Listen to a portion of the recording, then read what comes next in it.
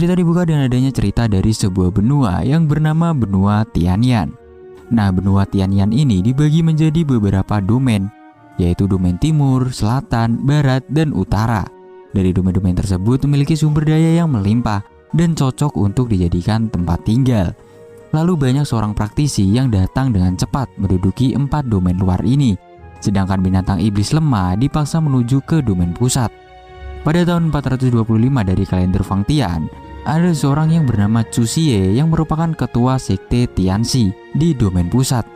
Dia ini berhasil mencapai bentuk manusia, lalu dia pun memimpin pasukan untuk menggulingkan domain ras manusia dan meluncurkan serangan pertamanya di domain bagian timur. Kemudian sebuah sekte kultivasi di domain timur yaitu sekte King Yun menerima perintah dari kuil awan untuk bekerjasama dengan pasukan manusia dalam upaya untuk mengusir pasukan iblis. Terlihat di sini ada sebuah pertempuran antara pasukan iblis melawan manusia.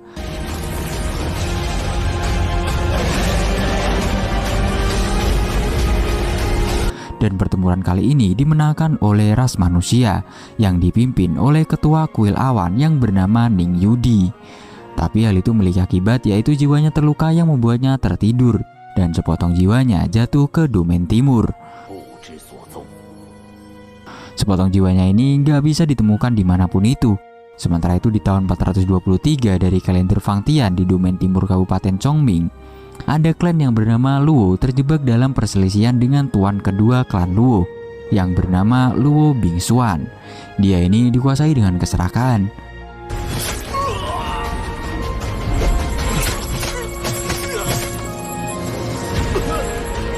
Nah, semenjak Luo Bingxuan menjadi pemimpin, Luo Zheng, putra Lu Xiao, dan para murid dari divisi tertua diturunkan menjadi budak keluarga rendahan. Bingxuan ini sangatlah kejam terhadap anggota atau pengikutnya Lu Xiao. Lalu kita diperlihatkan seorang tuan muda anaknya Lu Xiao yang bernama Lu Zheng sedang dalam penjara bawah tanah. Bahkan tuan muda Zheng ini disuruh buat minum obat yang bisa menghentikan kultivasinya. Bahkan dia pun terus dihantui dengan kematian ayahnya. Meskipun dia ini dalam keadaan terikat, dia masih bisa mempermalukan atasan penjaga yang mau membulinya.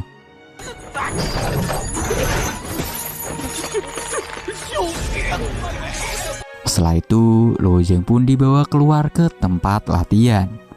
Di tempat latihan ini terlihat ada seorang yang hendak mengajar Luo Yushu, adiknya Lu Zheng.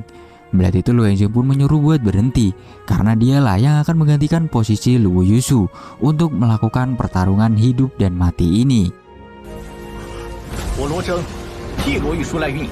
Tanpa banyak ngomong, Lu Zheng pun langsung membantai mereka satu persatu dalam sekejap.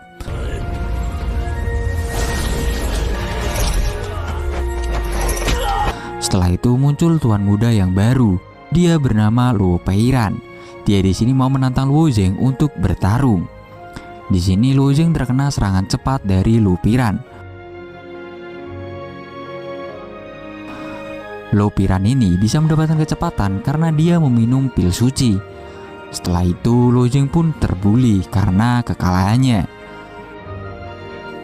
Setelah pertarungan tersebut, Lu Zheng pun dibawa kembali ke penjara bawah tanah, yang katanya ini adalah tempat penyiksaan. Padahal dulunya ini adalah tempat untuk berkultivasi keluarga Luo. Kemudian Lu Zheng membakar bukunya yang dirasa tidak berguna. Tapi saat buku tersebut terbakar, Zheng teringat dengan sosok ayahnya, di mana ayahnya pada saat itu selalu menyuruh Zheng buat membaca buku tersebut dengan seksama. Setelah teringat dengan ayahnya, Lu Zheng pun tampak menyesal telah membakar buku pemberian ayahnya. Lalu tiba-tiba dari api tersebut mengeluarkan isi buku. Isi buku-buku tersebut langsung menempel di tubuhnya Zheng. Dari luar terlihat sebuah cahaya terang yang muncul dari tempatnya Zheng. Secara mengejutkan, Zheng tiba-tiba dapat melepaskan diri dari rantai yang mengikatnya. Setelah itu Zheng terjatuh ke dalam air yang ada di sekitar penjara ini. Nah, di dalam air tersebut ternyata ada sesosok naga Azure yang sedang menunggu Zheng untuk masuk ke dalam tungku 9 naga. Setelah itu Zheng tersadar di dalam tungku. Di dalam sini Zheng terkena sebuah serangan meteor. Tapi sepertinya meteor tersebut terserap ke dalam dirinya Zheng. Lalu tiba-tiba di depan Zheng muncul sesosok roh raksasa yang hendak memukul Zheng dengan palu yang dibawanya. Zheng berhasil menghindarinya, tapi ternyata roh raksasa ini bukan hanya ada satu, tapi ada dua. Zheng pun pasrah dan terjepit dua benda ini.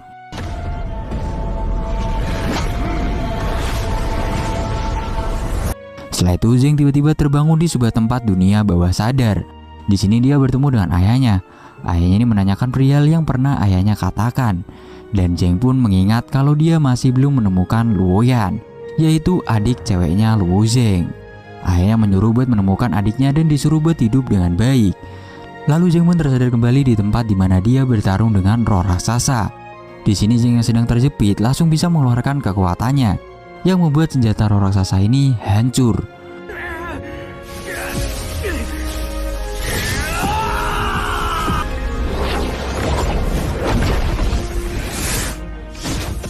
Habis itu Zheng pun langsung membantai para raksasa ini dan berhasil keluar dari tungku 9 naga.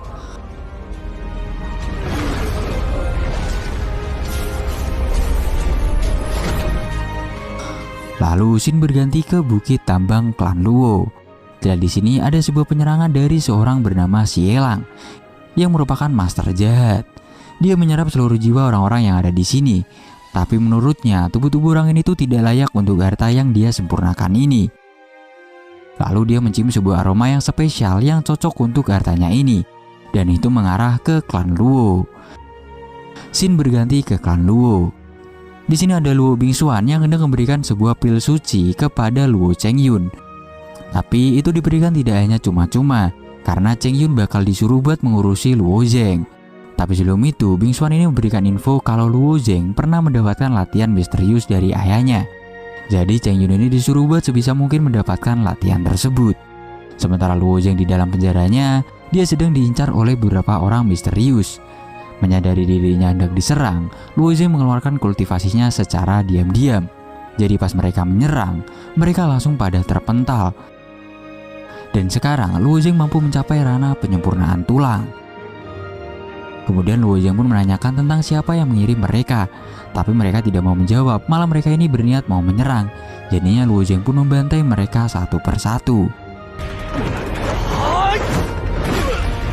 Tak lama setelah mereka terbantai, muncul Chengyun di hadapan Luo Zheng. Chengyun ini langsung menyerang dan hal tersebut membuat Zheng terpental dan tertimpa kayu-kayu dari bangunan ini. 别来无恙啊，2年没见，你可别忘了呀。这么多杀手也没能结果了你。 Setelah itu, Chengyun pun menanyakan tentang metode latihan yang diberikan ayahnya. Tapi Zheng tidak mau menjawab. Akhirnya Chengyun pun menyerang lagi dengan menggunakan jurus bayangan penghancur ruang. Tapi ternyata serangan tersebut malah membuat Zheng semakin mendapatkan kekuatan yang membuat ranahnya semakin meningkat. Melihat itu, Chengyun pun menjadi sangat terkejut. Karena udah semakin kuat, Zheng pun melemparnya ke udara.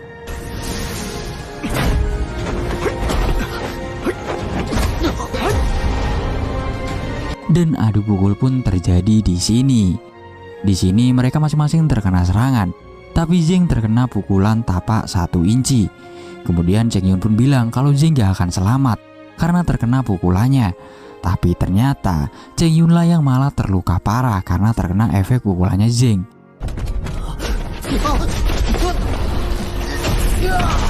Saat Zheng hendak menghabisi Chengyun, dia teringat tentang masa kecil bersamanya, sehingga dia pun tidak tega untuk menghabisinya dan pergi meninggalkannya.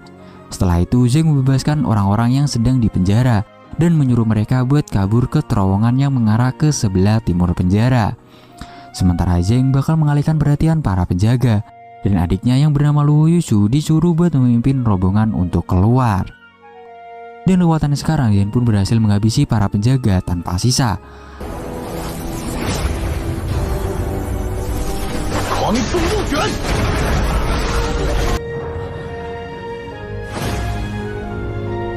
Tak lama setelah itu, Luo Bingxuan datang di hadapan Zheng. Melihat Bingxuan, Zheng pun menjadi emosi karena dia masih menyimpan dendam atas kematian ayahnya.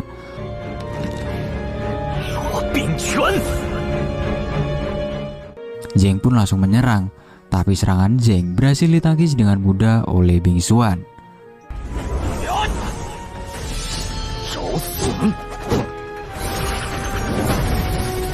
Lalu Bingxuan menyerang balik dengan pedang-pedangnya ini, dan itu berhasil mengenai Zheng.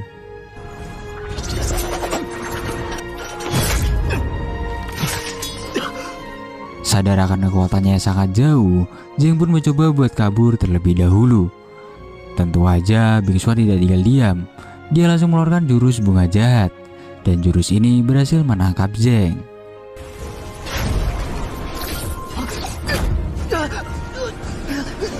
Kata Zheng, ini adalah teknik ras iblis. Berarti Bingxuan ini udah bersekongkol dengan ras iblis. Tapi tak lama setelah itu ada suara orang ketawa. Dan itu adalah Xie-Lang, si master jahat. Jadi dia sekarang udah nyampe di tempat ini. Nah, Xie-Lang ini meminta Zheng untuk diserahkan kepadanya sebagai bentuk bayaran karena sebelumnya Xie-Lang ini udah membantu Bingxuan untuk mengalahkan Lu Xiao. Tapi Bingxuan tidak mendengarkannya. Dia malah menyerang Xie-Lang sendiri. Lalu Xie-Lang pun mengeluarkan sebuah bola-bola kecil yang bisa mengeluarkan asap. Dan saat asap tersebut hilang, Luo Zheng tiba-tiba udah menghilang dari tempat ini. Singkat cerita, Zheng terbangun dan terikat di sebuah tempat. Ternyata Zheng ini bakal dijadiin bahan penyempurnaan atau semacam tumbal gitulah untuk menyempurnakan alatnya Xie-Lang ini. Mengetahui kalau Xie-Lang juga andil dalam kematian ayahnya, Zheng pun menanyakan tujuan Xie-Lang yang sebenarnya.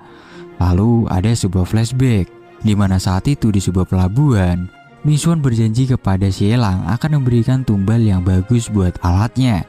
Karena itulah dia memberikan sebuah racun kepada Bingxuan untuk melemahkan kultivasi ayahnya Zheng. Tapi ternyata tumbal yang diberikan kepada Xie-Lang hanyalah seorang geladangan yang tidak berguna sama sekali untuk alatnya. Sementara sekarang dia udah menemukan bahan sempurna yang ada di hadapannya. Lalu Xie-Lang pun memulai ritual penyempurnaan. Dan Xie-Lang ini mendapatkan sebuah pil dari tubuhnya Zheng dan langsung memakannya. Tapi setelah memakan pil tersebut, Xie-Lang malah diperlihatkan sosok istrinya yang sedang menggendong seorang bayi. Melihat istrinya ini membuat Xie-Lang menjadi sedih. Sementara Zheng di sini dia menjadi batu dan jiwanya masuk ke dalam lautan kesadaran. Nah, di lautan kesadaran ini lagi-lagi ada sesosok naga azure. Lalu Xin diperlihatkan kembali ke masa lalunya Xie-Lang. Jadi pada waktu itu keluarganya sangat kelaparan banget dan membutuhkan uang. Jadi meskipun hujan salju, si Xie-Lang ini tetap nekat buat nganterin pedang pesanan seseorang. Tapi pas sudah nyampe di rumahnya, orang tersebut malah menolak dan tidak mau membayar dengan alasan kalau pedang buatan rakyat kecil itu hanya akan membawa aib saja. Akhirnya Xie-Lang pun pulang dengan rasa kecewa yang sangat mendalam. Pas sudah nyampe di rumah, ternyata ada iblis yang menyerang rumahnya. Dan iblis tersebut memakan habis keluarga Xie-Lang. Karena hal itu Xie-Lang pun menjadi sangat terpukul banget. Udah gak dapet duit, pulang-pulang keluarganya udah habis dimakan iblis. Karena itulah dia menjadi marah dan memakan iblis ini sampai iblis tersebut meninggoy. Setelah makan sedikit darah dari iblis tersebut, tubuh Xie-Lang pun berubah bentuk dan sekarang menjadi setengah iblis. Lalu Xie-Lang yang udah tidak punya siapa-siapa, dia pun perlahan jatuh ke dalam kegilaan. Dia pun bersumpah akan menempa pedang karma api ini menjadi senjata ilahi terkuat yang pernah ada. Lalu Xin balik lagi ke Luo Zheng. Di sini naga azure menyadari kalau Zheng bakalan mati. Jadinya dia pun mau membantu Zheng agar tetap hidup. Karena kalau dia mati, maka lautan tempat tinggal naga azure ini bakalan lenyap juga. Naga ini pun makan tubuh Zheng. Seketika hal tersebut membuat raga Zheng kembali hidup dan dikendalikan sama naga azure ini.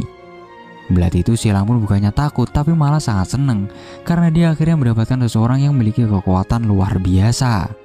Xie-Lang pun langsung menyerang, tapi serangan itu tidak bisa menembus pertahanannya.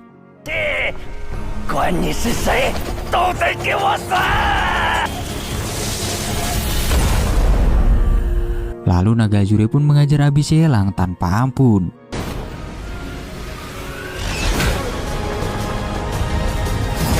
Setelah mengajarnya, Azure pun mengeluarkan sebuah portal. Dan portal ini menyedot semua benda yang ada di depannya termasuk pedang Xie-Lang juga. Setelah itu naga Azure pun memukul Xie-Lang dengan sangat keras. Dan hal itu membuatnya meninggoy.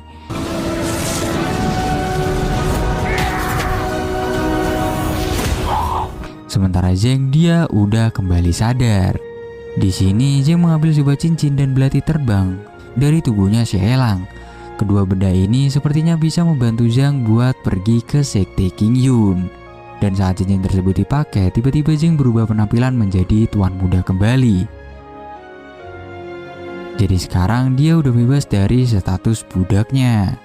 Saat Zheng berada di luar lembah Xielang, dia pun berjanji kalau setelah membawa adiknya kembali, dia bakal membalaskan dendam ayahnya. Setelah itu Zheng yang sedang makan melihat sebuah asap keluar dari bawah. Dia pun penasaran dan hendak mencari tahu sebenarnya apa sih yang terjadi. Saat udah dicari tahu, ternyata tempat ini habis terbakar karena ular ras iblis. Dan tiba-tiba iblis-iblis tersebut habis terbunuh sama murid dari sekte King Yun ini. Melihat itu Zheng sangat kagum karena seorang murid di sekte King Yun aja udah sangat hebat. Nah, orang yang pakai baju putih ini adalah senior Hua. Di sini senior Hua menyuruh juniornya untuk membawa para warga ke desa dekat sekte. Zheng yang mendengar omongan tersebut, dia pun memutuskan untuk mengikuti para warga ini karena dia juga pengen pergi ke sekte King Yun. Lalu scene berganti ke aula utama kolam darah, yaitu tempat berkumpulnya sekte jahat. Nah, mayat Xielang ini dibawa ke tempat ini. Kata ketua sekte ini, jiwanya Xielang ini belum sepenuhnya padam. Ketua sekte jahat pun mencoba untuk menghidupkan Xielang kembali. Lalu scene balik lagi ke Luo Zheng. Di sini dia udah nyampe di tempat sekte King Yun. Dia datang kemari untuk menemukan adiknya. Tapi karena penjagaannya sangat ketat, Zheng pun tidak bisa menyelinap masuk ke dalam. Tapi secara kebetulan ada sebuah pengumuman perekrutan murid baru untuk menahan serangan ras iblis. Tentu aja itu sebuah kesempatan untuk Zheng agar bisa lebih mudah mencari adiknya. Tapi saat Zheng hendak mendaftar, ternyata Zheng tidak memiliki dokumen bangsawan. Jadinya dia pun tidak diperbolehkan buat mendaftar. Lalu sesaat setelah keluar dari antrian, Zheng dideketin sama seorang pria bernama Mo Chan. Di sini Mo Chan tahu kalau Zheng ini baru pertama kali datang ke sini. Jadinya dia pun mau membantu Zheng agar bisa menjadi murid sekte di sini, yaitu dengan cara mencuri token seseorang. Setelah mendapatkan token, Zheng pun sangat berterima kasih kepada Mo Chan ini. Tapi habis itu, secara mengejutkan Zheng melihat seorang musuh berada di tempat ini juga. Nah, saat menyadari keberadaan Zheng, pangeran ini langsung hendak menyerang. Tapi bawahannya mengingatkan kalau ini adalah sekte King Yun. Jadinya dia pun tidak jadi menyerang.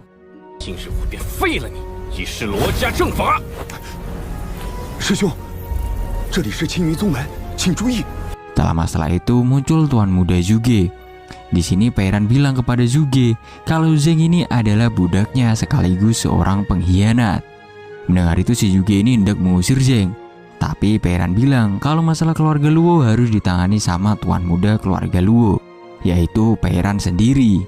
Jadinya mereka berdua pun bergelut di sini.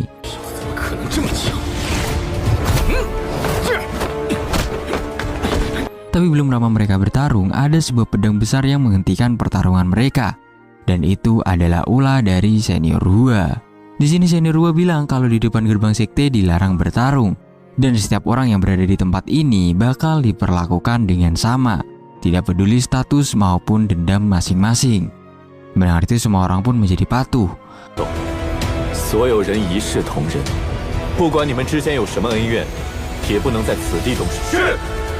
Lalu senior Hua pergi dari tempat ini. Setelah itu pangeran mengancam Zheng dengan bilang kalau dia tidak akan biarkan Zheng hidup setelah keluar dari tempat ini. Beberapa saat kemudian, panitia sekte King Yun memberitahukan aturan seleksi sekte King Yun. Jadi semua murid yang mendaftar akan menaiki tangga di belakang gerbang gunung ini dan harus mencapai altar di atas gunung sebelum matahari terbenam. Dan tangga ini bernama tangga gravitasi. Mendengar hal itu semua orang berpikir kalau ujian sekte King Yun ini ternyata sangatlah mudah karena cuma menaiki sebuah tangga. Orang-orang ini pun langsung bergegas menaiki tangga tersebut. Ternyata semakin ke atas, gravitasinya bakalan semakin meningkat. Tapi meski begitu, hal tersebut tidak berlaku kepada Zheng. Karena dia terlihat dengan mudah berjalan di tangga dengan 10 kali gravitasi. Mo Chan juga berhasil melewati itu, meskipun sedikit susah payah. Sekarang mereka harus melewati 50 kali gravitasi. Tapi terlihat kalau 50 gravitasi ini masih mudah banget dilewati sama Zheng. Untuk di tangga selanjutnya, si Zhuge ini berulah. Dia memasang sebuah penghalang agar para peserta ini tidak bisa lewat dan pada gagal. Sekaligus dia menghina Zheng dengan kata budak rendahan. Lalu sebelum pergi melanjutkan perjalanan, Zhuge menyuruh orang ini untuk tidak membiarkan para peserta lewat sampai matahari terbenam. Kemudian secara mengejutkan, orang suruhannya Zhuge ini bilang kalau semua orang selain Zheng dapat lulus selama membayar 200 kristal. Mendengar itu Zheng pun menjadi marah. Dia langsung maju memukul penghalang tersebut. Tapi serangan kali ini tidak mempan sama sekali. Lalu ada sebuah info kalau Zhuge telah lulus dalam ujian pertama ini. Orang-orang pun langsung berpikir kalau Zhuge ternyata sangatlah sombong dan bertindak sesuka hati. Setelah itu orang suruhan Zhuge ini menghina mereka semua termasuk Zheng juga dengan kata manusia rendahan. Tentu aja mendengar hinaan tersebut Zheng menjadi marah dan dia mengeluarkan jurus naganya. Jurus yang dikeluarkan Zheng kali ini mampu menghancurkan penghalang tersebut.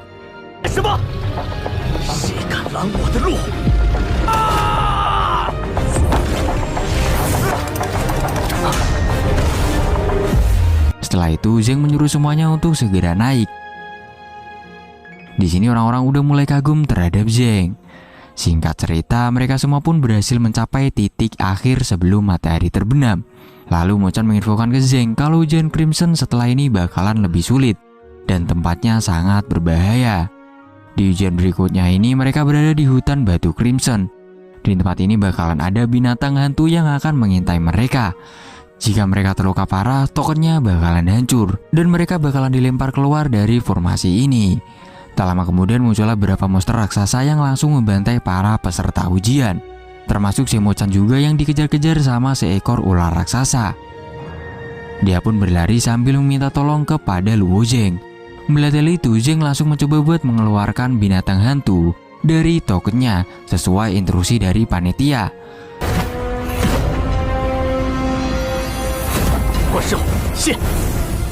Nah, dari tokennya ini Zheng mengeluarkan seekor macan. Nah, macan tersebut mencoba untuk melemahkan ular ini. Nah, setelah ular ini melemah, Zheng langsung menghabisinya dengan pukulannya.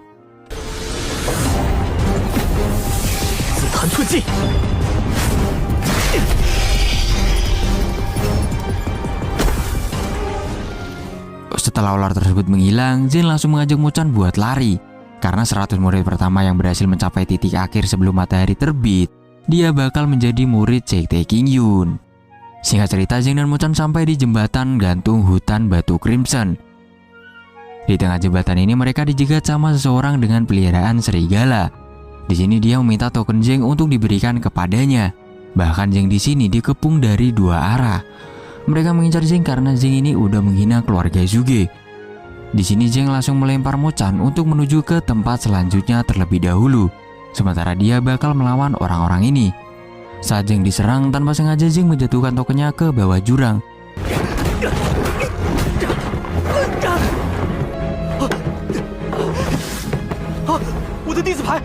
Setelah itu tiba-tiba muncul sebuah kelabang raksasa yang langsung memakan serigala tersebut. Melihat itu Zheng bersiap-siap mengeluarkan belatinya dan langsung kabur. Secara mengejutkan si Mo Chan ini maju sendirian buat melawan kelabang tersebut. Serangan dari Mo Chan ini mampu menghambat kelabang tersebut.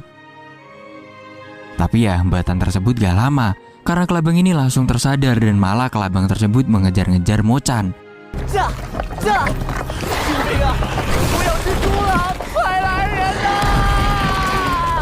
Zheng pun tidak menyanyiakan kesempatan tersebut. Dia pun menyerang dari belakang dan memotong kepala dari kelabang tersebut.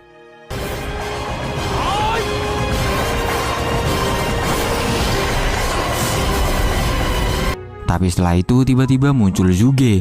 Dia datang ke sini untuk menghukum Luo Zheng karena udah melukai binatang rohnya dan juga udah melukai pelayannya. Di sini Zhuge langsung mengeluarkan binatang dari tokennya dan itu adalah seekor singa. Aura dari binatang ini sangat berbeda dari binatang-binatang yang lain. Lalu Zhuge bilang kalau mereka ini udah berani menyinggung keluarga Zhuge, jadi sama aja mereka mencari mati. Di sini Luo Zheng juga mengeluarkan binatang dari tokennya. Lalu Luo Zheng menyuruh Mo Chan buat kabur terlebih dahulu. Kemudian beberapa kali Zheng terkena serangan binatang Zhuge.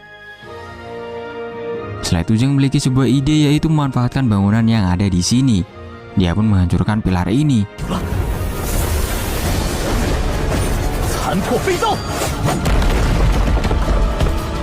Dan pilar tersebut menimpa singanya Zhuge. Lalu Zheng menyerang singa tersebut dengan pedang-pedang ini. Serangan itu mampu mengalahkan singanya Zhuge.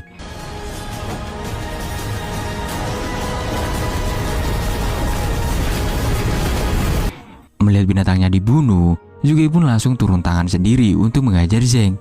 Nah, serangan Zhuge ini mampu membuat Zheng melemah, meskipun serangannya tadi dapat ditangkis.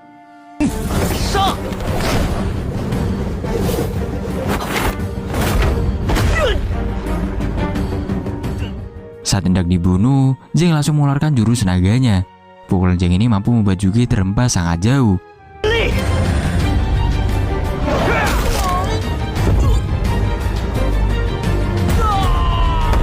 Setelah itu di pagi harinya mereka berdua udah nyampe di tempat akhir. Dan Zheng menjadi murid pertama yang berhasil melewati seleksi. Sementara Mo Chan menjadi yang kedua. Melihat Zheng bisa lulus, Pei Ran ini menjadi panas. Lalu tak lama setelah itu Tuan Putri dari Sekte Qingyun datang untuk menemui Zheng. Di sini Tuan Putri menanyakan tentang singa yang dia lawan tadi. Belum sempat menjawab, ada juga yang nyampe di tempat ini dan menjadi urutan ke-100. Melihat itu Tuan Putri pun langsung menanyakan kepada Zhuge, kenapa dia bisa mendapatkan singa dengan rana Ignite. Entah kenapa si Zhuge ini seperti menyembunyikan sesuatu. Ternyata si Zhuge ini berbuat curang dengan menggunakan cincin jaring surga. Padahal cincin jaring surga ini hanya diberikan kepada murid Sekte Qingyun. Zhuge pun langsung berkata jujur kalau dia mendapatkan cincin tersebut dari Luo Pei Ran.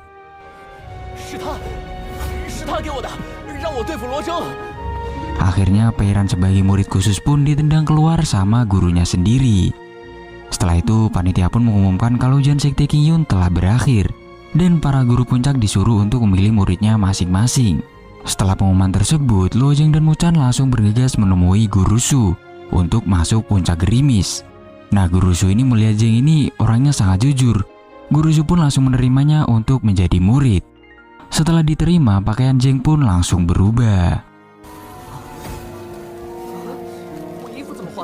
Singkat cerita, sampailah Zheng di arena utama puncak gerimis. Nah, tempat latihan Zheng itu berada di luar arena utama. Lalu di sini Guru Shu menjelaskan beberapa aturan yang ada di puncak gerimis. Jadi Zheng di sini dapat melakukan apapun itu selama tidak mengganggu proses latihan. Dan juga Zheng dilarang kalah melawan puncak lain. Kalau merasa kalah, Zheng harus berlatih keras kemudian kembali untuk mengalahkan mereka. Di malam harinya Zheng pun beristirahat di kamarnya. Tapi di dalam tidurnya ini dia bermimpi buruk, di mana dia benar-benar tidak bisa menyelamatkan adiknya karena Luo Bingxuan.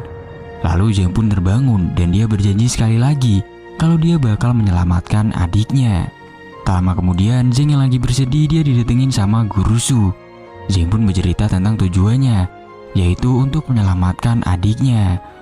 Tapi Guru Shu di sini bilang kalau Gunung Api Penyucian bukanlah tempat yang dapat dikunjungi oleh murid luar seperti Zheng ini. Meski begitu Zheng ini gak perlu khawatir karena sepengetahuan Guru Shu adiknya Zheng ini tidak dihukum. Mendengar itu Zheng pun sedikit lega. Lalu Zheng pun meminta untuk secepatnya diajarin biar menjadi lebih kuat. Zheng pun diajak ke sebuah tempat bernama Pavilion Tianshu. Tempat ini adalah tempat sekte menyimpan catatan keterampilan. Dan setiap murid baru dapat memilih satu buku secara gratis. Nah, buku catatan itu dikategorikan sebagai langit, bumi, hitam, dan kuning. Jadi apapun keterampilan yang didapatkan Zheng nanti tergantung pada kekuatannya. Zheng pun langsung mencoba untuk memilih tingkat tertinggi. Dan di tengah perjalanan itu dia diserang sama dua sosok binatang iblis. Dengan menggunakan belatinya, Zheng dapat membunuh dua iblis tersebut dengan mudah. Lalu Zheng melanjutkan jalan untuk menuju ke peti keterampilan ini. Dan pas udah mau nyampe, Zheng tiba-tiba berada di alam bawah sadar, di mana di tempat itu ada sesosok hewan iblis raksasa.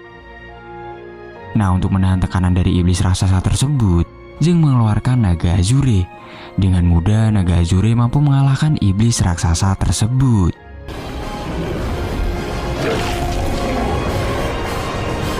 Sehingga habis itu Zheng kembali tersadar. Tapi saat Zheng hendak mengambil peti tersebut, Guru Shu tiba-tiba datang dan bilang, "Mau mati lu Zeng." Kenapa Guru Shu bilang begitu? Karena ini adalah tinju ilahi iblis surgawi tingkat sains. Keterampilan tersebut memiliki tuntutan fisik yang sangat tinggi, dan selama ini tidak ada satu orang pun di sekte yang pernah berhasil menguasainya. Tapi meski begitu, Zeng di sini tetap pengen mencobanya terlebih dahulu, meski tahu resikonya ini sangatlah berbahaya. Mendengar itu, Guru Shu pun langsung membuat salinan keterampilan tersebut agar bisa dipelajari sama Zeng.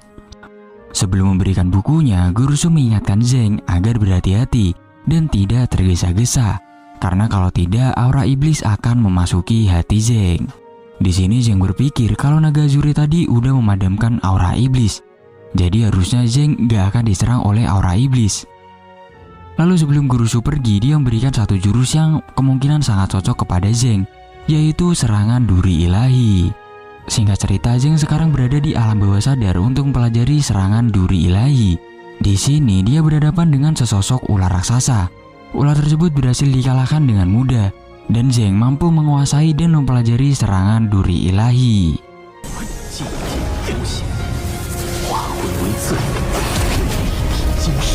Skip keesokan harinya.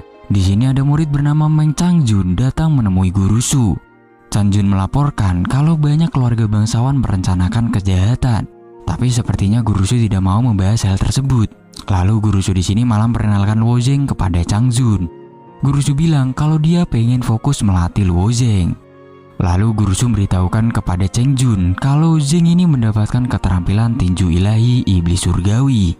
Mendengar itu, Changjun langsung terkejut. Nah, di sini Guru Shu ini sangat yakin kalau Luo Zeng bakalan bisa masuk ke kuil awan. Scene berganti ke Luo Zeng. Di sini Luo Zeng dan Mo Chan diajak makan bersama seniornya yang bernama Zhang Wuxian. Saat makan, Luo Zeng menanyakan soal gunung api penyucian kepada senior Zhang. Tapi ternyata senior Zhang ini nggak tahu apa-apa soal gunung api penyucian. Tapi dia tahu tempat di mana Zeng bisa mendapatkan informasi tentang gunung api penyucian. Tempat tersebut bernama Pavilion Tianzi. Tapi untuk memasuki tempat tersebut Zeng membutuhkan 100 poin. Jadi di sekte Qingyun ini ada yang namanya poin. Poin tersebut bisa untuk naik peringkat dan lain-lain. Intinya poin tersebut bertugas seperti uang lah di sekte Qingyun ini. Dan untuk mendapatkan poin tersebut Zeng harus bekerja atau menjalankan misi. Lalu scene berganti ke Guru Shu. Di sini Guru Shu bertemu dengan ketua sekte. Guru Shu bertanya soal kabar ayahnya. Ketua sekte bilang kalau dia udah mengirim banyak orang untuk mencari keberadaan ayahnya Guru Shu. Tapi sebenarnya Guru Shu ini diundang ke sini karena ada masalah lain.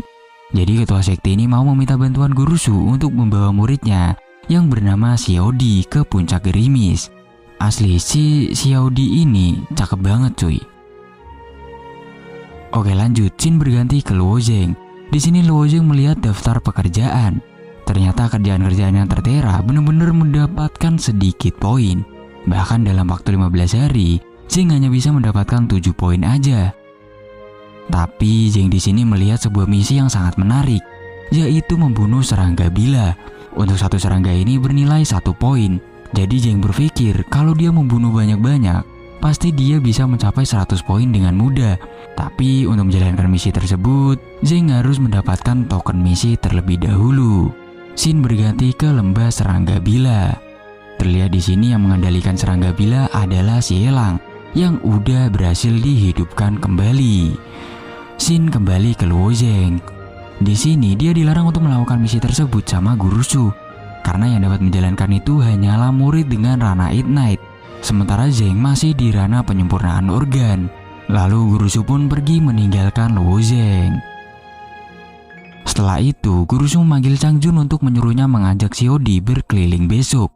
Lalu Changjun memberitahu ke Guru Shu kalau Luo Zeng udah berlutut di luar selama 6 jam. Guru Shu pun menyuruhnya buat nyuekin aja.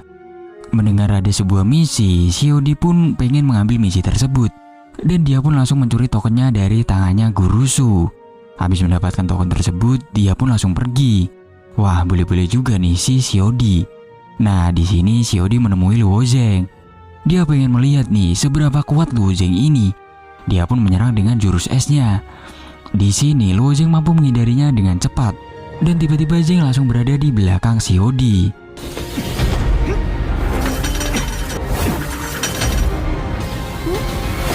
Xiodi pun terkaget-kaget dan dia terjatuh. Melihat itu Zheng pun langsung menolong Xiodi. Dan hal itu ngebuat Xiodi sedikit baper. Aduh, gue juga baper nih, gimana dong? Di sini Xiodi memutuskan untuk pergi misi bersama Luo Zheng. Setelah itu Guru Shu datang. Di sini Guru Shu sudah tidak bisa melarang Zheng lagi karena Zheng udah mendapatkan token misi. Jadi Guru Shu hanya bisa berpesan kalau Zheng harus kembali hidup-hidup. Di sini si Chang Jun juga disuruh buat ikut sebagai pengawal. Aduh, menurut gua si Chang Jun ini ganggu aja. Padahal enakan berdua kan, bisa bucin. Singkat cerita mereka pun hendak berangkat dengan menaiki sebuah kendaraan terbang. Mungkin kita sebut aja rumah terbang kali ya, karena bentukannya kayak rumah. Sebelum berangkat dengan menaiki rumah terbang, si Meng Jun ini meremehkan kekuatan Zheng. Dia bilang kalau Zheng ini mau mati jangan menyeret orang. Tapi Zheng di sini berjanji kalau dia tidak akan menjadi beban. Meskipun dia bakal mati 100 kali, dia gak akan minta bantuan kepada Meng Jun ini. Mendengar itu sepertinya Meng Jun ini sedikit panas. Sementara Xiodi dia bilang kepada Zheng kalau Zheng kenapa-kenapa tenang aja. Masih ada Xiodi yang akan melindunginya. Hoki banget si Zheng ini dilindungi sama cewek yang secakep Xiodi.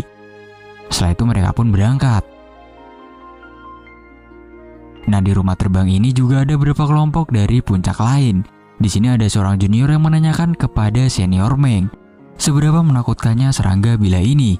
Seniornya pun menjawab kalau misi serangga bisa dibilang tidak seperti ujian biasa, karena di misi ini bisa membuat siapapun kehilangan nyawa. Tapi si junior ini disuruh jangan khawatir karena masih ada seniornya. 刀虫任务和门派试炼不同，试炼只会淘汰出局，而这任务真的会没命哦。 Shin berpindah ke Luo Zheng. Di sini dia sedang menatap sekte King Yun. Lalu Xiodi pun bertanya apakah Zheng sekarang takut. Tentu aja Zheng gak takut. Dia pun bertanya balik. Xiodi pun menjawab kalau dia ini selalu merasa marah ketika mendengar ras iblis. Jadi dia ini pengen membasmi mereka semua karena ras iblis ini pernah menyakiti keluarga Xiodi.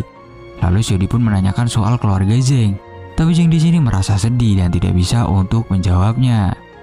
只要一听到妖族作乱，我就特别愤怒，就想把他们都赶尽杀绝。 Singkat cerita, rumah terbang ini telah sampai di lembah Serangga Bila. Melihat sebuah kabut yang sangat aneh, Meng Jun menyuruh semuanya untuk waspada. Tak lama setelah itu tiba-tiba Serangga Bila langsung menyerang.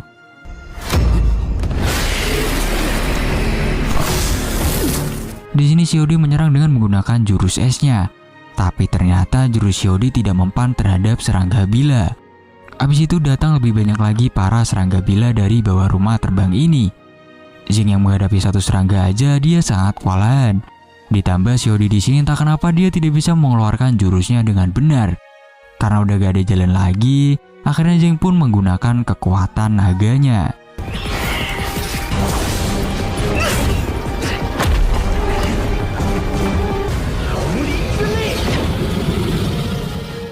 Tentu aja dengan kekuatan naga ini satu serangga bila pun langsung wafat. Lalu Meng Jun memberitahu Zheng kalau kelemahan serangga bila terletak pada lehernya. Kemudian di sini Meng Jun menunjukkan kekuatannya.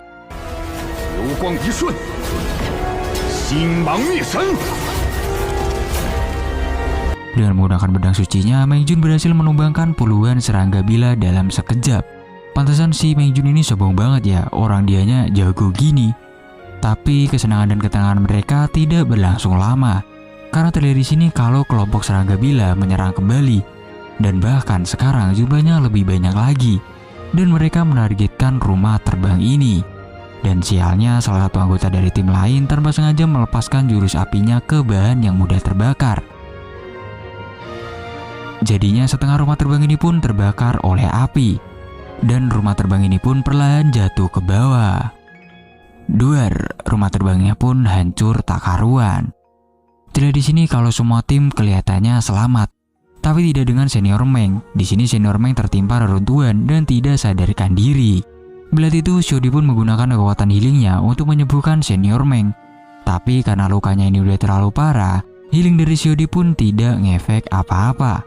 Lalu Zheng merasa kalau senior Meng ini pasti membawa sebuah pil untuk melindungi dirinya sendiri. Jadi Zheng pun mencoba buat mencarinya. Ternyata benar, senior Meng ini membawa pil awan merah kelas 5, di mana pil tersebut mampu menyembuhkan luka dalam. Aku tenggelam dalam lautan luka dalam. nyanyi. Oke lanjut, di sini Zheng langsung memasukkan pil tersebut ke dalam mulut Senior Meng. Dalam beberapa saat Senior Meng langsung terbangun dari pingsannya. Di sini Senior Meng pun berterima kasih kepada Zheng dan juga Xiaodi karena udah menyelamatkannya. Lalu Senior Meng menyuruh Zheng buat membagikan pil awan merah kepada semua orang yang terluka. Zheng pun langsung bergegas membagikan pil tersebut. Dan Xiaodi juga membantu dengan menggunakan sirilingnya untuk percepat penyembuhan para murid yang lain. Lalu di sini Senior Meng mengirimkan sinyal agar mendapatkan sebuah bantuan dan menyuruh yang lainnya buat tetap berada di sini. Tapi ada salah satu junior yang bilang kalau lebih baik pergi dari tempat ini karena serangga bila bisa datang kapan aja. Dan kebetulan kata junior ini kastil naga itu tidak terlalu jauh dari tempat ini. Tapi Senior Meng bilang kalau dia tidak akan meninggalkan rekannya yang terluka. Jadinya para junior ini pun pergi sendiri tanpa adanya seorang senior. Dan nasib para junior ini pun sangat malang sekali. Karena di tengah perjalanan mereka diserang dengan sekelompok serangga bila.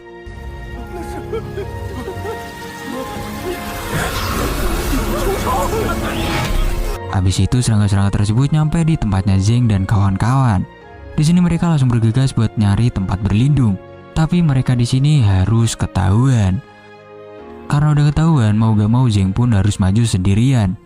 Karena cuma dia yang sepertinya tidak terluka. Tentu aja melihat itu Senior Meng dan Xiaodi tidak tinggal diam. Mereka juga ikut untuk melawan serangga bila. Tak lama setelah itu, bala bantuan dari kastil naga akhirnya datang. Mereka tahu kalau kelemahan serangga bila adalah sebuah asap. Jadinya mereka pun menggunakan panah api untuk memukul mundur para serangga bila. Setelah itu, kapten pasukan kastil naga memperkenalkan diri. Dia bernama Lu Xiao.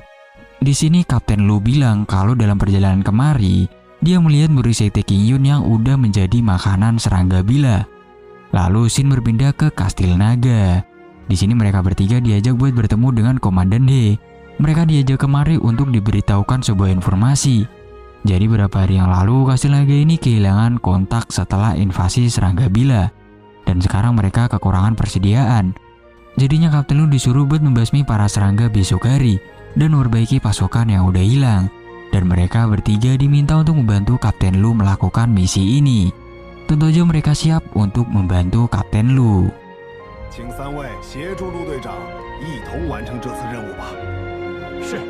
Saat mereka bertiga pergi dari ruangannya Komandan He, di sini Komandan He didatengin seseorang yang dipanggilnya pelayan Zhu. Nah, si Zhu ini menanyakan kenapa He melepaskan Zheng begitu aja. He pun menjawab kalau dia udah membuat sebuah peraturan. Jadi Zheng ini gak akan bisa meninggalkan kastil naga secara hidup-hidup. Sangat mencurigakan sekali mereka ini. Lalu pelayan Zhu menginfokan kalau setelah tugas tersebut selesai, Komandan He bakal dipindahkan ke ibu kota oleh Tuan Muda. Pelayan Zhu pun menanyakan apa rencana He untuk membunuh Zheng. Dengan sombong dia bilang kalau dia mampu membunuh Zheng tanpa mengotori tangannya sendiri. Xin berganti ke Kapten Lu. Di sini tim Kapten Lu udah berhasil mencapai tempat yang diperintahkan Komandan He. Di tempat ini Zheng menemukan sebuah batu merah. Dia pun mencoba buat membelahnya. Tapi ternyata itu adalah sebuah telur serangga bila. Dan tempat ini sebenarnya adalah sarangnya serangga bila. Jadi mereka ini benar-benar masuk ke dalam jebakannya si Komandan He. Lalu mereka pun bersiap untuk membersihkan sarang ini sepenuhnya.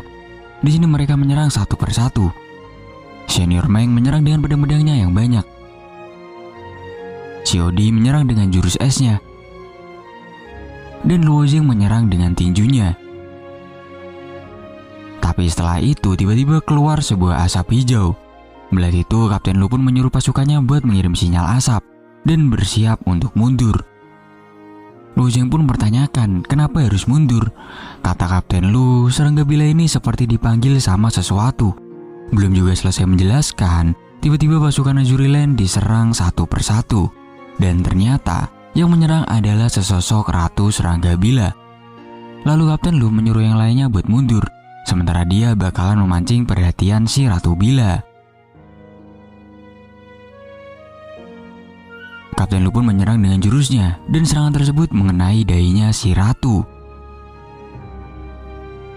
Tapi meski begitu ternyata serangannya ini gak mempan sama sekali. Justru sekarang Ratu Bila menjadi semakin marah. Dia pun menendang Kapten Lu sampai membuatnya terpental. Melihat itu Lu Jing pun membantunya.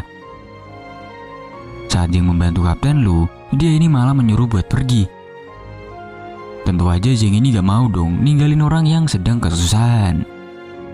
Lalu Kapten Lu bilang kalau kekuatan Ratu Serangga sama dengan Rana Pencerahan Roh. Jadi bisa dibilang dia ini kuat banget. Kapten Lu pun memaksa mereka buat pergi aja. Sementara Senior Meng dan Xiaodi, mereka berdua bersiap buat menyerang Ratu Serangga. Tapi serangan Xiaodi di sini berhasil ditangkisnya. Jadi sekarang tinggal serangan Senior Meng. Tapi lagi-lagi serangan Senior Meng pun gak mempan buat Ratu Serangga ini. Jing pun jadi harus berpikir gimana caranya mengalahkan si Ratu Serangga ini. Jing mencari-cari kelemahan dari Ratu Serangga. Dan dengan cepat Jing menemukan titik lemah dari Ratu Serangga tersebut. Jing langsung menyerangnya dengan menggunakan belati hijau miliknya.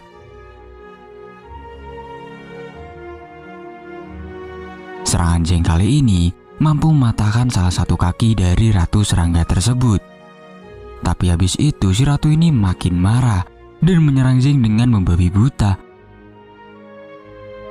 Sehingga Jing pun terpojok. Nah untungnya di sini Jing menggunakan telur serangga bila untuk digunakan sebagai tameng, sehingga Ratu Serangga pun menahan serangannya, karena gak mungkin dia menyerang anaknya sendiri. Melihat itu Jing pun memiliki ide.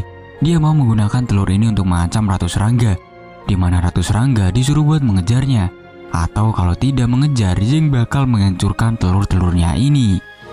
Lalu Jing pun menyuruh yang lainnya buat pergi, sementara dia akan memancing si Ratu Serangga buat menjauh. Jing pun kabur ke arah lain untuk mancing Ratu Serangga. Di sini Xiaodi tidak tega dan mau mengejar Jing, tapi Kapten Lu melarangnya karena Lu Jing ini udah mempertaruhkan nyawanya untuk menyelamatkan mereka. Jadi Kapten Lu ini gak mau membiarkan pengorbanan Jing sia-sia. Dengan segera dia pun memerintahkan mereka semua buat mundur. Scene berpindah ke Zheng. Di sini Zheng dikejar-kejar sama Ratu Serangga dan dia berusaha buat menghindar semua serangannya.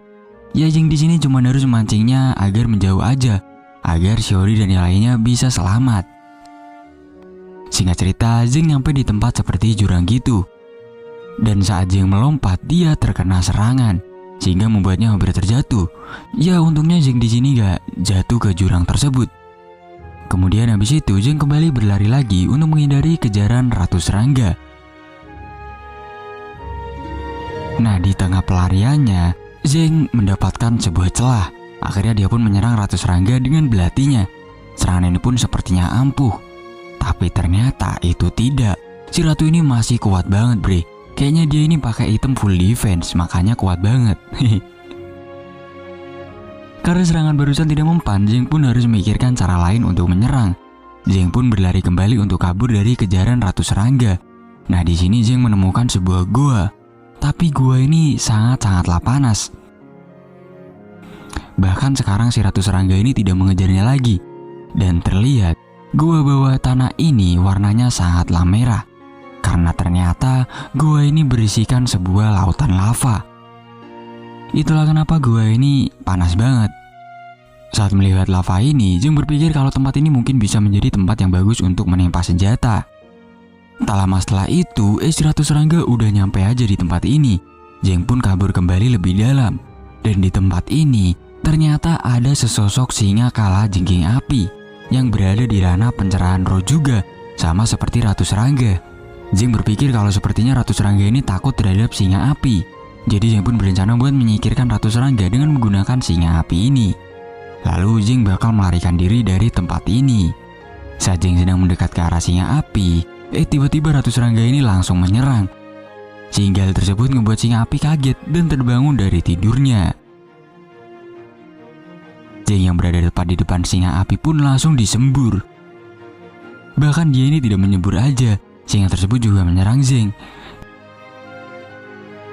Dan sekarang Zheng berada di tengah-tengah antara singa api dengan Ratu Serangga. Tapi meski begitu, Zheng ini kelihatan sangat santuy banget. Kalau gue berada di situ mungkin udah langsung pingsan kali ya, atau gak kencing di celana. Karena ya berada di tengah-tengah monster yang mengerikan ini bre. Oke lanjut, ternyata kedua monster ini tuh saling menyerang satu sama lain sesuai dengan rencananya Luo Zheng. Di sini Luo Zheng berusaha untuk kabur, tapi karena tempat ini sempit dan mereka berdua ini bertarungnya ngabisin tempat, jadinya Zheng pun terserang. Dan hal tersebut ngebuat Zheng hampir jatuh ke dalam lava. Nah, awalnya pertarungan kedua monster ini terlihat imbang, tapi tak lama kemudian singa api pun kewalahan melawan ratu serangga. Dan efek dari serangan tadi memecahkan batu-batu yang dibuat pegangan Zheng, sehingga hal tersebut ngebuat Zheng jatuh ke dalam lava. Zheng pun terbakar di lava tersebut. Waduh, gimana nih? Apakah Zheng bakal selamat atau tidak? Kalau menurut logika ya, gak mungkin lah Zheng ini bisa selamat. Ditambah, kalian bisa lihat sendiri ya kan, ekspresi Luo Zheng ini bener-bener kesakitan banget. Scene berpindah ke Kapten Lu. Di sini Kapten Lu menemui Komandan He untuk mempertanyakan kenapa petanya salah. Kapten Lu bilang kalau tempat yang ditandai itu bukanlah pangkalan pasukan, melainkan sarang ratu serangga bila. Mendengar itu si Komandan He ini malah ketawa sambil nanyain kenapa Kapten Lu bisa lolos dari situ. Tentu aja Kapten Lu memberitahunya kalau tim Azuri Wen udah kehilangan banyak anggota. Sementara Luo Zheng memancing pergi ratu serangga dan sekarang dia hidup atau mati masih belum diketahui. Lalu Kapten Lu minta sedikit pasukan agar dia bisa menyelamatkan Luo Zheng. Di sini kampretnya si Komandan He ini malah memprovokasi si Kapten Lu. Dia bilang kalau dengan kekuatan Zheng yang sekarang, udah pasti dia ini mati gak akan bisa bertahan melawan ratu serangga bila. Bahkan tiap hari murid dari City King Yun mati untuk membunuh monster. Dan itu aja Komandan He gak bisa mempertaruhkan nyawa prajuritnya, apalagi buat nyelamatin Luo Zheng ya kan. Mendengar itu Kapten Lu pun menjadi emosi, karena sepertinya dia ini udah sadar kalau misi yang diberikan kemarin itu hanyalah sebuah jebakan agar pasukan Azur Wen gak bisa kembali. Tapi meski begitu, melihat Kapten Lu marah, Komandan He ini malah menghinanya dengan bilang kalau kau ini sangat bodoh. Setelah itu Komandan He memanggil prajurit untuk menangkap Kapten Lu. Kapten Lu pun langsung ditangkap. Lalu He menyatakan kalau Kapten Lu melakukan pelanggaran atas niatnya ngebunuh Komandan He. Akhirnya Kapten Lu pun dijebloskan ke dalam penjara. Jadi kayak negara Wakanda ya, yang salah dibela dan yang gak salah di penjara. Kembali lagi ke Luo Zheng. Di sini dia masuk ke dalam alam bawah sadar. Lagi-lagi di sini dia bertemu dengan naga Azure. Sebenarnya Zheng ini udah putus harapan, karena ya masuk ke dalam lava tuh udah pasti mati. Jadi dia menyuruh naga Azure buat pergi dari tubuhnya. Tapi tiba-tiba naga Azure mengeluarkan sesuatu yang bercahaya dari mulutnya. Dan hal itu ngebuat Zheng masuk ke alam ilusi kesadaran. Di sini dia diilusi seakan-akan bertemu dengan ayahnya.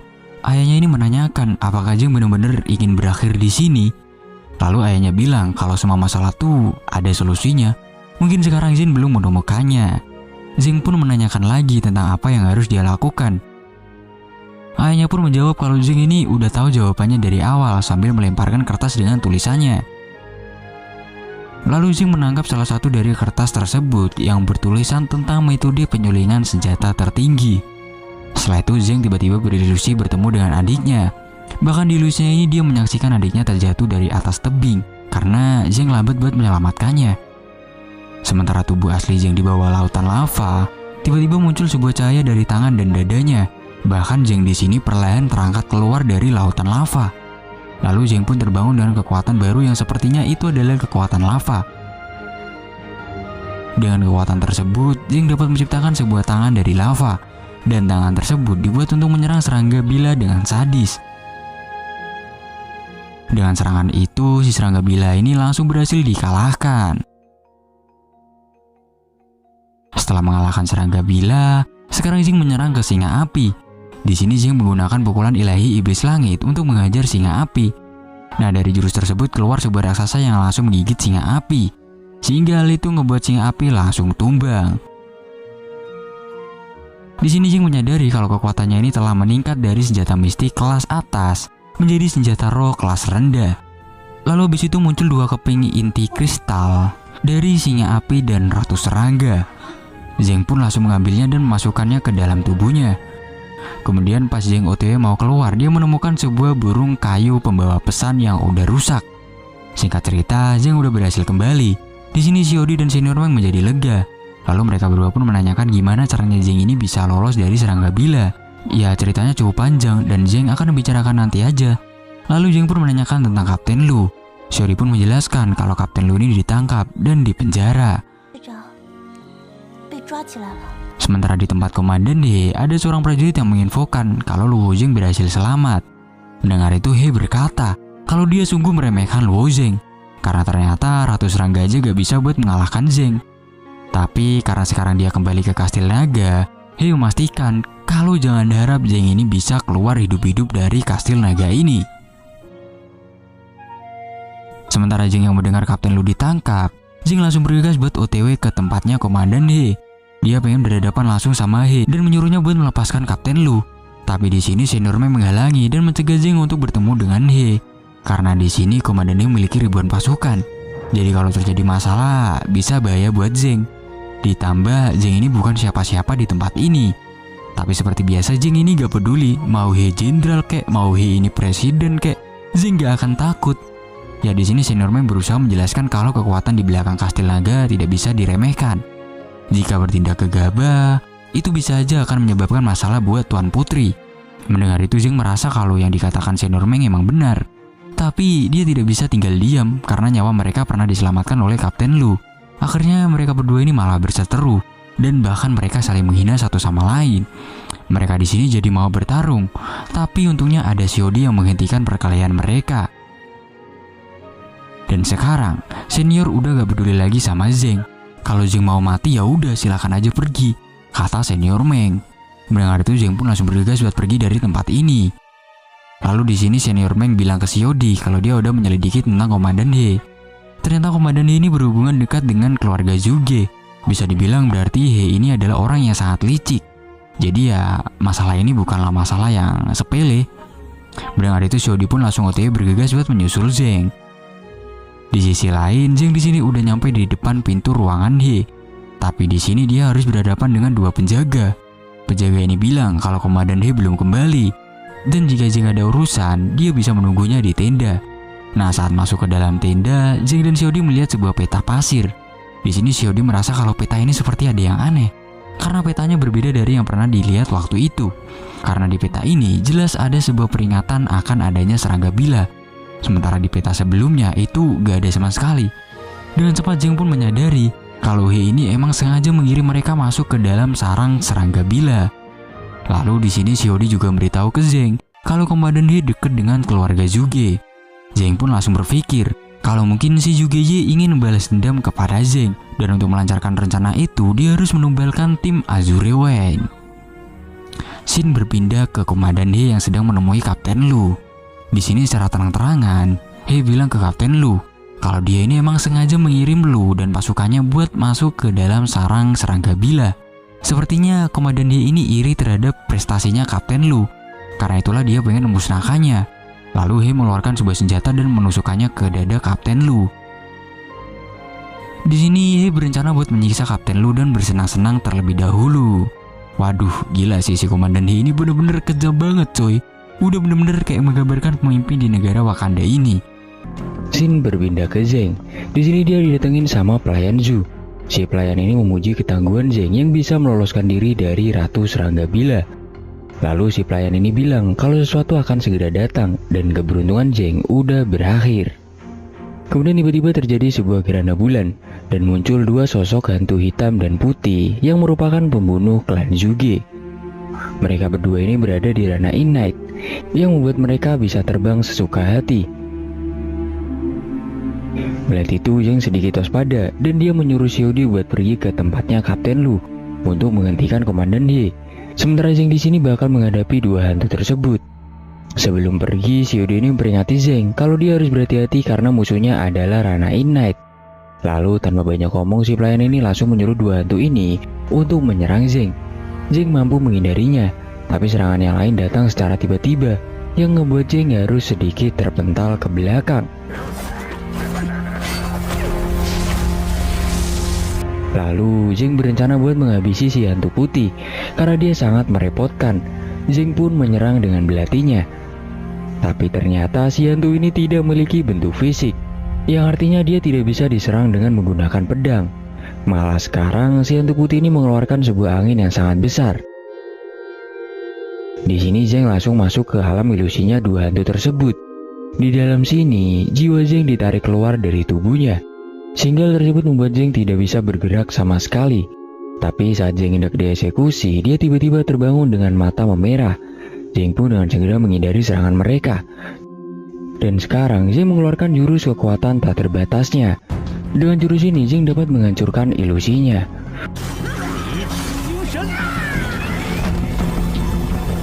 Musuh yang melihat hal itu menjadi sedikit panik karena ternyata Zheng ini sangatlah kuat.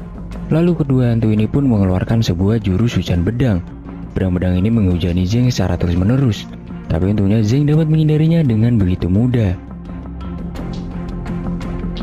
Di sini Zheng berpikir kalau dia harus segera mencari keberadaan musuhnya ini, biar dia bisa menyerang balik. Zheng pun masuki tahap penyempurnaan sumsum. Dengan konsentrasi penuh, mungkin Zheng ini dapat menemukan musuhnya. Dan bener aja, Zheng langsung dapat menemukan keberadaan musuhnya dengan cara mencium bahwa membunuhnya. Lalu setelah mengetahui keberadaan mereka, Zheng langsung menyerang dengan belatinya. Serangan tersebut membuat kedua musuh terkejut, sehingga angin yang dihasilkan mereka langsung menghilang.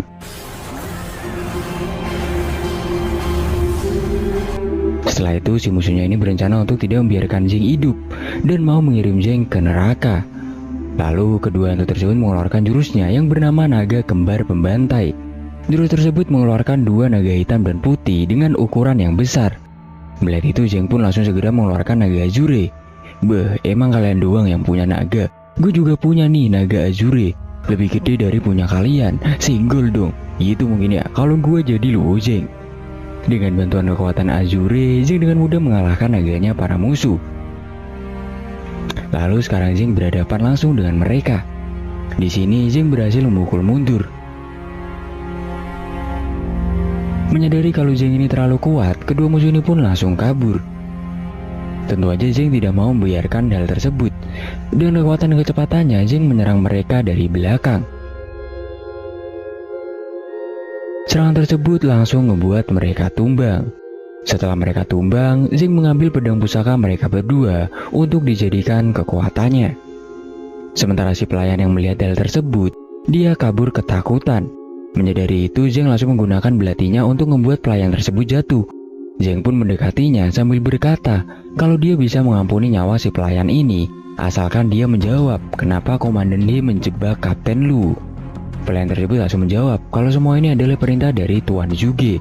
Katanya si Zhuge ini berjanji kalau He bisa ngebunuh Luo Zheng, He bakal dipindahkan ke ibu kota. Dan untuk masalah He menjebak Kapten Lu, si pelayan ini benar-benar gak tahu, karena itu udah di luar tugas dari pelayan ini. Lalu si pelayan ini memohon-mohon meminta ampun, tapi ternyata itu hanyalah sebuah acting, karena si pelayan ini mengeluarkan sebuah jarum dari mulutnya dan langsung menyerang Luo Zheng dengan menggunakan jarum tersebut.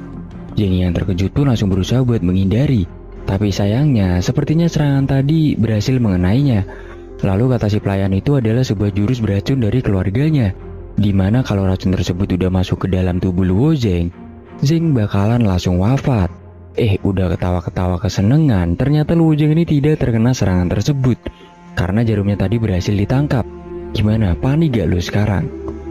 Kenapa Luo Zheng di sini dapat menghindarinya? Karena sebelumnya Luo Zheng ini udah memasuki konsentrasi penuh, jadi dia dapat menyadari keberadaan dari jarum tersebut.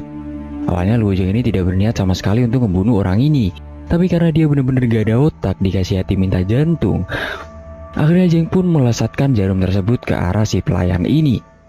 Dan jarum tersebut tepat mengenai jantung si pelayan. Jadi udah dipastikan kalau dia bakal langsung mati. Ya, dia mati karena kesombongannya sendiri.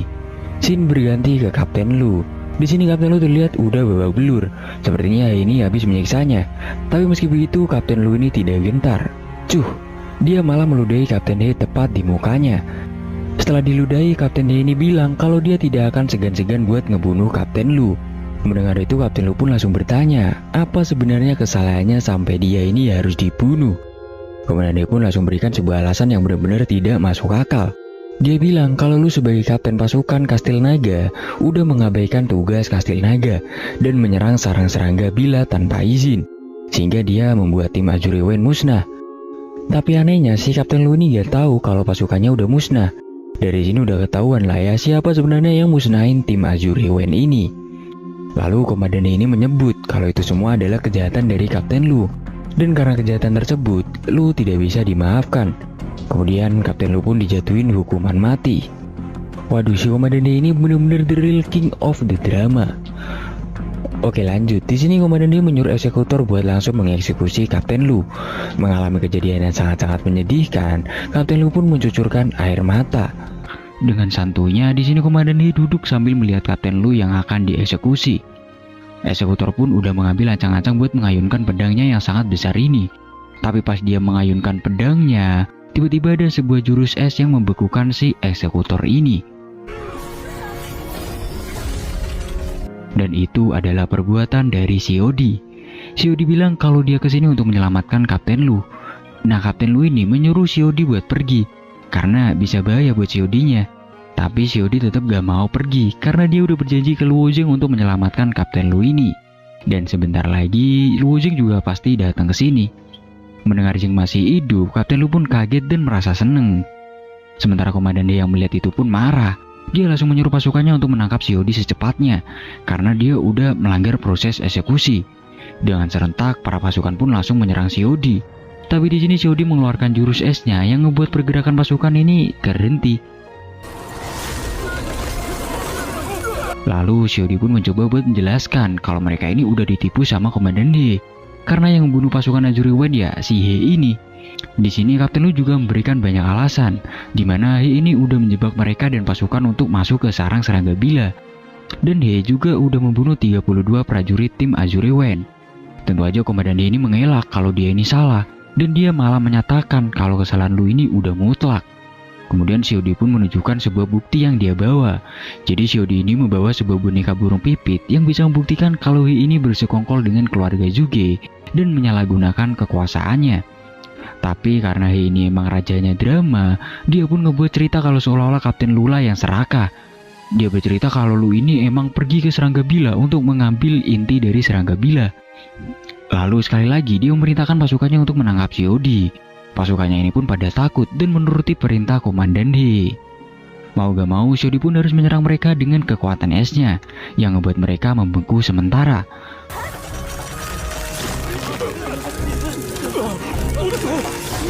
Lalu Xiaodi pun melepaskan Kapten Lu dari rantai yang mengikatnya. Sekarang malah Xiaodi dan Kapten Lu terkepung oleh para pasukan. Di sini Xiaodi mengeluarkan jurus pamungkasnya yaitu pembukuan 1000 mil. Dan kekuatan ini seketika daerah tersebut berubah menjadi daerah yang full dengan salju. Di sini He menyadari kalau ini adalah teknik es peringkat suci. Tapi sehabis mengeluarkan jurus tersebut, Xiaodi ini terlihat kehabisan tenaga yang ngebuatnya hampir tak sadarkan diri. Habis itu, He pun sekarang turun tangan langsung untuk melawan mereka. Di sini Kapten Lu mencoba untuk mengingatkan He kalau pasukan kekaisaran ini selalu bekerjasama dengan Sekte King Yun. Jadi kalau He menyakiti murid Sekte King Yun, bisa-bisa Sekte King Yun bakal membunuhnya. Mendengar itu, He ini malah ketawa. Dia bilang kalau Xiaodi ini udah melanggar aturan di sini. Jadi ya udah semestinya dia harus dihukum. Kemudian He pun mengeluarkan sebuah batu yang sangat banyak. Dia langsung menyerang Xiaodi dengan batu-batu tersebut dan hendak mengirim Xiaodi ke neraka. Xiaodi pun pasrah melihat hal itu.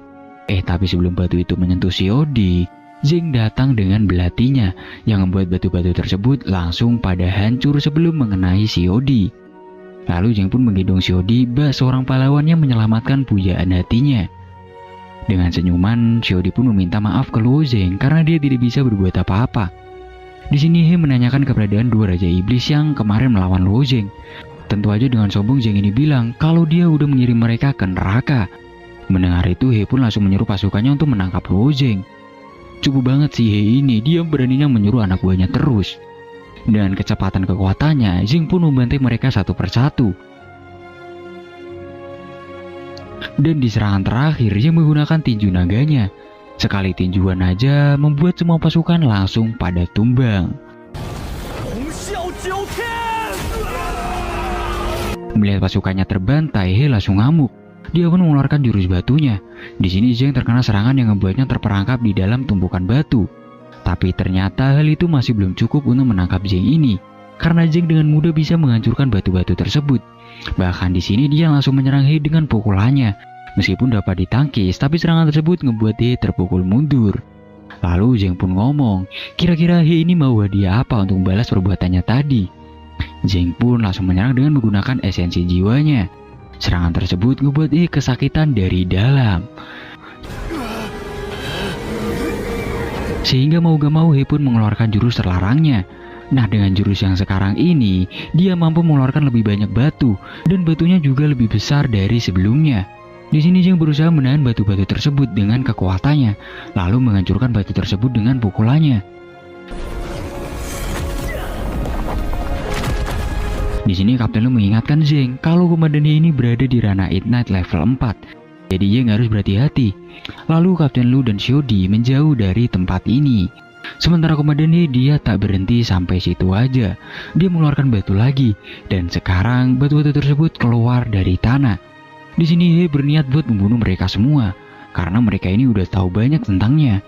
Berarti secara tidak langsung kalau kejadian yang terjadi sebelumnya itu emang rencananya He. Alasan dia melakukan itu karena dia merasa gak pantas berada di tanah yang tandus ini, dan harus menghadapi gelombang serangga terus-menerus. Dia pun merasa kalau separuh hidupnya tuh udah terbuang sia-sia, dan dia hanya pengen kembali ditugaskan di ibu kota dan hidup dengan nyaman sampai tua nanti. Ya intinya dia ini menggambarkan banget lah para pejabat-pejabat yang ada di negara Konoha ini. Bahkan dia yang sebagai komandan pasukan, dia tidak peduli dengan pasukannya dan hanya memikirkan dirinya sendiri. Bener-bener mirip banget ya, kayak para petinggi Konoha. Di sini Zheng sadar akan kekuatan He yang masih di atas dia. Ditambah Xiaodi dan Kapten Lu juga terluka, jadi dia pun berpikir untuk kabur aja. Tentu aja He tidak membiarkan Zheng kabur. Dia pun mengeluarkan jurus tanahnya untuk menjebak Zheng dan menangkapnya. Di sini Zheng pun hampir terjatuh ke dalam jurang buatan He. Tapi untungnya Zheng berhasil pegangan dan naik ke atas dengan selamat. Lalu Zheng bilang kalau dia tidak akan kabur lagi. Sementara Xiaodi di sini dia belum bangun juga. Kapten Lu pun mencoba buat membangunkan Xiaodi. Dan akhirnya Xiaodi pun terbangun. Saat dia udah bangun, dia kaget melihat Kapten Lu yang terluka parah. Nah, Kapten Lu ini gak mau ngebahas itu dahulu, karena sekarang Zheng sedang dalam bahaya. Sebab kekuatan komandan He ini jauh di atas Zheng. Jadi mereka harus secepatnya mencari bantuan. Tapi anehnya saat ngebahas itu, Xiaodi ini sepertinya lupa ingatan. Yang dia ingat tuh mereka ini mau pergi ke pangkalan pasukan.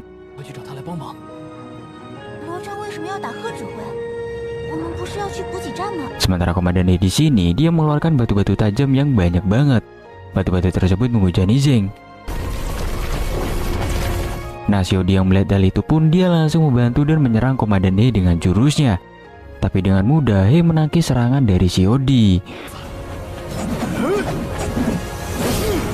Habis itu tiba-tiba Luo Zheng ini muncul dari belakang dan langsung memukul komandan He.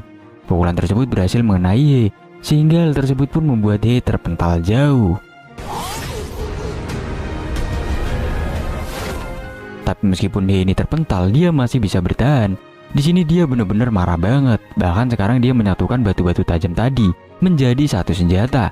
Senjata tersebut langsung diserangkan ke arah Zheng. Zheng pun berusaha menahan serangan tersebut dengan kekuatannya. Di sini Zheng benar-benar terpukul mundur, bahkan sampai dia terpojok.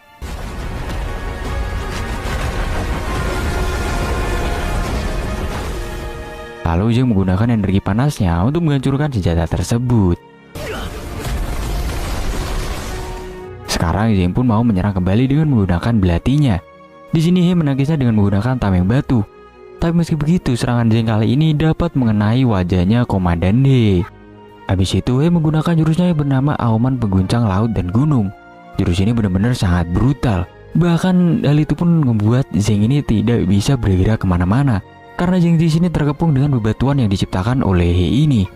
Tapi kali ini Zheng tidak sendirian, karena Xiaodi dan Kapten Lu udah ada buat membantunya. Dan kekuatan mereka bertiga mungkin He bakal bisa ditumbangkan. Tapi meski begitu, He ini masih meremehkan mereka bertiga. Dengan sangat pede, He ini bilang kalau tempat ini bakalan menjadi kuburan bagi mereka bertiga. Dan jurus yang dikeluarkan He ini kelihatan sangat-sangat mengerikan banget. Ternyata jurusnya ini mengeluarkan seekor naga batu. Wow, sangat-sangat mengerikan. He pun langsung menyuruh naganya ini untuk menyerang. Di sini Xiaodi ketakutan sampai-sampai dia memeluk tangannya Zheng. Aduh, mereka berdua ini kok jadi lucu banget ya. Nah, habis itu tiba-tiba ada sebuah senjata yang masuk ke mulutnya naga batu ini. Senjata tersebut mampu menghancurkan naga batu ini. Dan bahkan senjata itu masih bisa menusuk ke dadanya komandan He, yang membuat He ini benar-benar terpental jauh banget. Dan He juga kelihatan kewalahan banget, tidak bisa melepaskan pedang tersebut. Dan ternyata senjata tadi adalah anak panah dari seorang bernama Sun Feilong. Dia ini merupakan marsekal kota Beidi. Gue gak tahu ya marsekal itu apaan, tapi kayaknya marsekal tuh semacam jenderal gitu, karena Zheng ini menyebut Sun Feilong dengan nama jenderal. Lalu habis itu Senior Meng datang juga ke tempat ini, dan yang mengirim bantuan tadi adalah si Senior Meng ini. Melihat itu Zheng pun berterima kasih banget, karena kalau gak ada bantuan tersebut pasti Zheng ini udah meninggal. Lalu Jenderal Feilong pun mendekat ke arah He, yang ternyata He ini adalah muridnya Jenderal Feilong. Jelas Feilong ini kecewa banget atas perlakuan muridnya ini, apalagi sampai-sampai He ini membunuh seluruh pasukan Azure Wen dengan tujuan membungkam mereka. Di sini berusaha buat mengelak. Dia bilang kalau semua ini karena keluarga juga yang memaksanya. Tentu aja Jenderal gak percaya dengan omongan He ini. Tanpa banyak omong, Feilong pun langsung bersiap untuk membunuh Komandan He dengan panahnya. Karena kalau He ini dibiarkan hidup, maka Feilong lah yang malu memiliki murid seorang pembantai prajurit sendiri. Tanpa banyak omong, panahnya pun langsung dilesatkan ke arah Komandan He. Seketika langsung membuat He matanya melotot karena kesakitan dan dia juga terpental jauh menghilang dari bumi. Ya kalau ini sih 100% He udah dipastikan meninggal dunia. Setelah He dibunuh, Feilong akan melaporkan ini ke divisi disiplin militer. Dia meminta ke Zheng dan kawan-kawan untuk tidak menyebarkan masalah ini. Jangan sampai kejadian ini dapat merusak moral para pasukan.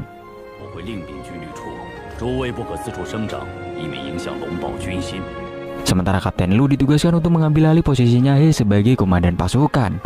Jadi sekarang kita manggilnya Komandan Lu ya. Nah, Jenderal Feilong ini sangat berharap Lu tidak mengecewakannya. Tapi di sini Lu bilang ke Jenderal kalau dia ini masih belum berpengalaman. Jadi dia takut untuk menjadi komandan. Jenderal Feilong pun meyakinkan Lu untuk yakin, karena Komandan Lu ini sangat-sangat bertanggung jawab. Dan semua orang udah bisa melihat sikap Komandan Lu ini. Setelah memberikan jabatan tersebut, Feilong pun langsung pergi dari tempat ini.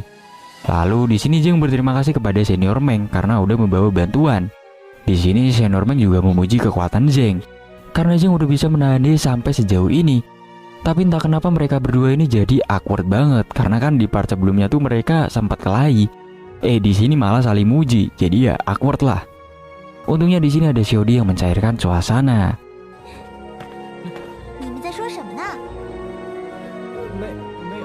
Setelah itu Komandan Lu menanyakan ke Senior Meng kenapa dia bisa membawa Jenderal Feilong ke sini. Senior Meng pun menjawab kalau itu semua berkat Guru Su. Karena Jenderal Feilong ini gak akan menolak permintaan dari putri tetua kekaisaran Fantian.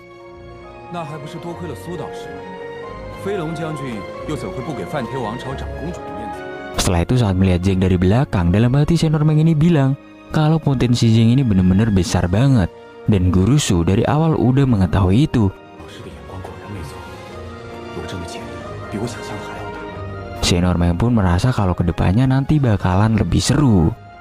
Kira-kira kedepannya nanti bakalan terjadi apa ya? Kita tunggu aja di episode selanjutnya.